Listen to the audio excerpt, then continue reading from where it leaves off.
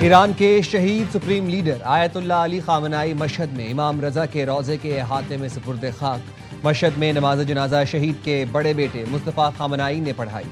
جنازے میں ایرانی قیادت، مختلف ملکوں کے نمائندے شریک ہوئے۔ لاکھوں افراد بھی شہید رہبر معظم کو الوداع کہنے پہنچے۔ نماز جنازہ میں انتقام کے نعروں کی گونج، تہران سے شروع ہونے والا شہید رہبر آیت اللہ علی خامنائی کا جلوس 5 تعزیتی تقریبات کے ساتھ مشہد میں منزل پر پہنچایا گیا۔ ایرانی میڈیا کے مطابق شہید سپریم لیڈر کی نماز جنازہ اور تدفین کی تقریبات میں 4 کروڑ سے زائد افراد نے شرکت کی۔ ARY نیوز کی ٹیم نے ناظرین کو لمحہ بلمحہ باخبر رکھنے کے لیے ایران سے خصوصی کوریج کی۔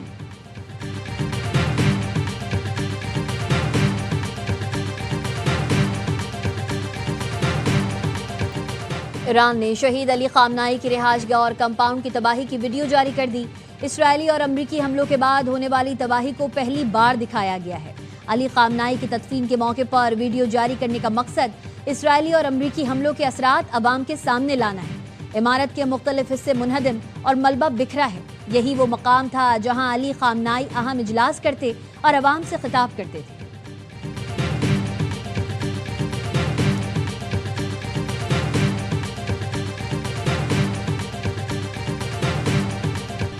ایران کے مختلف شہروں میں پھر رات گئے دھماکے۔ ایرانی میڈیا کے مطابق بندر عباس، بوشہر، جاسک، کرمانشاہ اور کونارک میں دھماکے ہوئے۔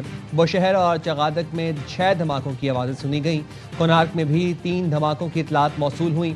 بندر عباس میں بھی دھماکے سنے گئے۔ امریکہ نے ایران کے خلاف نئے حملوں کی تردید کر دی۔ امریکی عہدیدار نے الجزیرہ کو بتایا امریکی فوج نے ایران پر کوئی نیا حملہ نہیں کیا، نہ ہی گزشتہ چند گھنٹوں میں کوئی فضائی کارروائی کی گئی ہے۔ امریکی سینٹرل کمانڈ نے بتایا 2 روز میں ایرانی اہداف پر 170 سے زائد حملے کیے گئے۔ ان حملوں میں ساحل کے نزدیک فوجی اہداف کو نشانہ بنایا گیا۔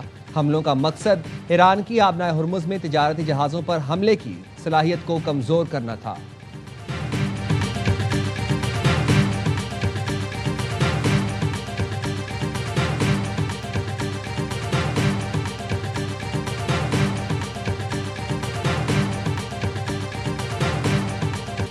امریکہ اور ایران کے درمیان بڑھتی ہوئی کشیدگی کم اور جوہری مذاکرات کو دوبارہ شروع کرانے کے لیے قطر، پاکستان سمیت کئی علاقائی ممالک سرگرم۔ ایکزیوس کی رپورٹ کے مطابق قطر، پاکستان، ترکیہ، مصر اور سعودی عرب کے حکام نے گزشتہ روز امریکی اور ایرانی حکام سے متعدد رابطے کیے تاکہ صورتحال کو مزید کشیدہ ہونے سے روکا جا سکے اور تکنیکی سطح کے مذاکرات کا نیا دور شروع کرنے پر اتفاق رائے پیدا کیا جا سکے۔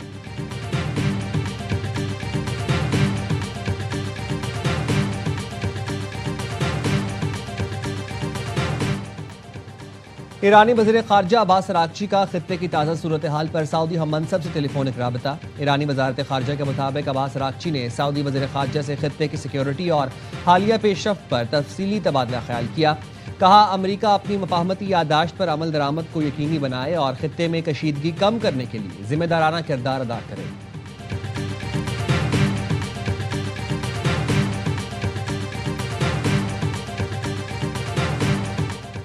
ایران نے صدر ٹرمپ کو قتل کرنے کی نئی منصوبہ بندی شروع کر دی۔ وال اسٹریٹ جرنل کی رپورٹ میں کہا گیا ہے اسرائیل نے امریکہ کو نئی انٹیلیجنس معلومات فراہم کی ہیں جن کے مطابق ایران نے صدر ٹرمپ کو قتل کرنے کی نئی سازش تیار کر رکھی ہے۔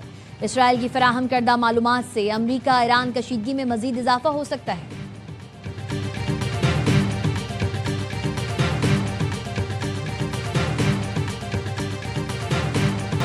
وزیر داخلہ محسن نقوی سے بنگلہ دیشی ہم منصب صلاح الدین احمد کی نیو یارک میں ملاقات۔ سائبر کرائمز اور آن لائن فراڈ روکنے کے لیے اشتراک بڑھانے پر اتفاق۔ ایران امریکہ تنازع اور مشرق وسطی کی موجودہ صورتحال پر تبادلہ خیال۔ محسن نقوی نے کہا وزیر اعظم اور فیلڈ مارشل نے امن کے لیے ناقابل فراموش کردار ادا کیا۔ بنگلہ دیشی وزیر داخلہ نے قیام امن کے لیے پاکستان کے تعمیری کردار کو سراہا۔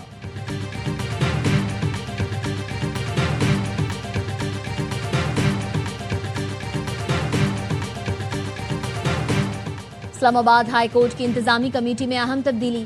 چیف جسٹس سردار سرفراز ڈوگر کمیٹی کے سربراہ ہوں گے۔ نوٹیفیکیشن جاری۔ جسٹس ارباب محمد طاہر انتظامی کمیٹی کا حصہ نہیں رہے، ان کی جگہ جسٹس انعام امین منہاس کمیٹی کا حصہ، جسٹس محمد آصف اور جسٹس اعظم خان کمیٹی کے ممبر ہیں۔ ایڈمنسٹریشن کمیٹی کے پاس اسلام آباد ہائی کورٹ کے انتظامی فیصلوں کا اختیار ہے۔ پاکستان سٹاک مارکیٹ میں کاروبار کے آغاز سے ہی مثبت رجحان، بینچ مارک 100 انڈیکس کی 1,83,000 کی سطح بحال، 1971 پوائنٹس اضافے کے ساتھ انڈیکس 1,83,231 پوائنٹس پر ٹریڈ کر رہا ہے۔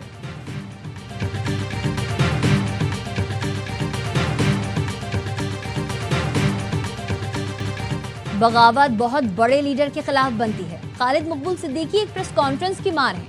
مصطفیٰ کمال کہتے ہیں پارٹی میں خالد مقبول کے بعد میرا پروٹوکول بنتا ہے، مجھے پارٹی کی چیزیں ٹی وی سے پتہ چل رہی ہوتی ہیں، ایسے گھر نہیں چلتے، میرٹ پر الیکشن کرا کے چیئرمین بنیں گے تو مجال ہے کوئی سوال اٹھائے، مستقبل میں پارٹی کا چیئرمین ہوں گا یا نہیں اس پر کوئی بات نہیں کر سکتا، ہماری کوئی دشمنی نہیں، قوم کے خلاف بانی گئے تو ہم نے انہیں بھی نہیں چھوڑا۔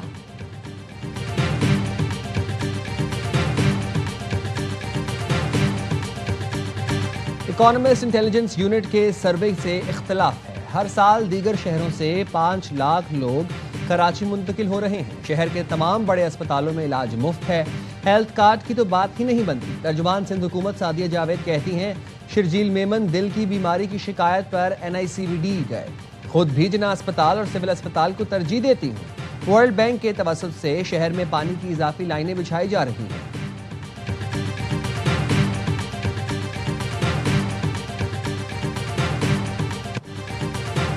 پنجاب میں اس موقع خطرات کم کرنے کے لیے جدید مانیٹرنگ نظام متعارف کرایا گیا ہے، فضائی آلودگی کی بروقت نشاندہی اور مؤثر رد عمل یقینی بنایا جائے گا۔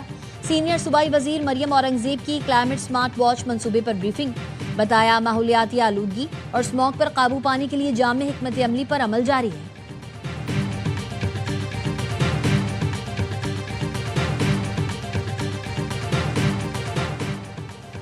مودی کو دورہ انڈونیشیا، نیوزی لینڈ اور آسٹریلیا میں تاریخی سفارتی رسوائی کا سامنا، عالمی میڈیا رپورٹس نے مودی کے ناکام دوروں کی کہانی سنا دی، انڈونیشین میڈیا میں مودی کی ڈگڈگی بجاتے ہوئے ویڈیو وائرل، دی پرنٹ نے لکھا جکارتا گلوب اور کومپاس نے مودی کی سفارتکاری کے بجائے صرف لباس، گاڑیوں اور مندر کی تصاویر کو دکھایا۔ ABC نیوز کے مطابق دورہ آسٹریلیا میں مودی سرکار کی انسانی حقوق کی پامالیوں پر بحث اور تنقید نمایاں رہی۔ رائٹرز نے لکھا مودی مخالف مظاہروں میں خالصتان کے حامی بھی مودی حکومت کے جرائم بے نقاب کرنے میدان میں آ گئے۔ ایمنسٹی انٹرنیشنل نے آسٹریلوی حکومت سے مودی کے سامنے بھارت میں ریاستی مظالم اور انسانی حقوق کی پامالیوں کا معاملہ اٹھانے کا مطالبہ کیا۔ نیوزی لینڈ میں بھارت سے آزاد تجارتی معاہدے کو شدید سیاسی مخالفت کا سامنا کرنا پڑا۔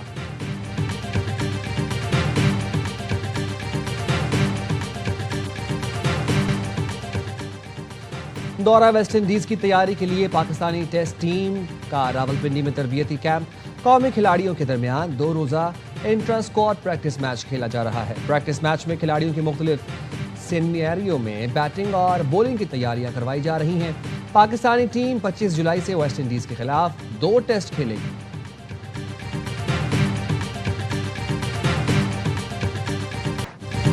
ومبلڈن ٹینس ٹورنامنٹ کی سیمی فائنل میں آج تجربے اور جنون کا مقابلہ ہوگا، دفاعی چیمپئن یانک سنر 24 گرینڈ سلم ونر جوکووچ سے ٹکرائیں گے۔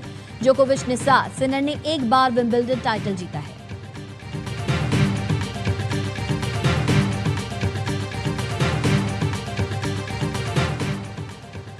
فلوریڈا کے پام بیچ انٹرنیشنل ایئرپورٹ کا نام تبدیل کر کے صدر ڈونلڈ ٹرمپ کے نام پر رکھ دیا گیا۔ صدر ٹرمپ نے اقدام کو اپنے لیے اعزاز قرار دیا۔ ٹروتھ سوشل پر لکھا پام بیچ بہترین مقام پر واقع ہے، ایئرپورٹ کی شاندار تزئین و آرائش کی جائے گی، یہ دنیا کے بہترین ہوائی اڈوں میں شامل ہوگا۔ اور کون کہتا ہے کہ موت آئی تو مر جاؤں گا، میں تو دریا ہوں سمندر میں اتر جاؤں گا۔ معروف شاعر اور ادیب احمد ندیم قاسمی کی آج 20ویں برسی منائی جا رہی ہے۔ اردو ادب کے لیے گرا بہا خدمات کے اعتراف میں احمد ندیم قاسمی کو صدارتی تمغہ حسن کارکردگی، پاکستان اکادمی ادبیات کے لائف اچیومنٹ ایوارڈ اور سول اعزاز ستارے امتیاز سے نوازا گیا۔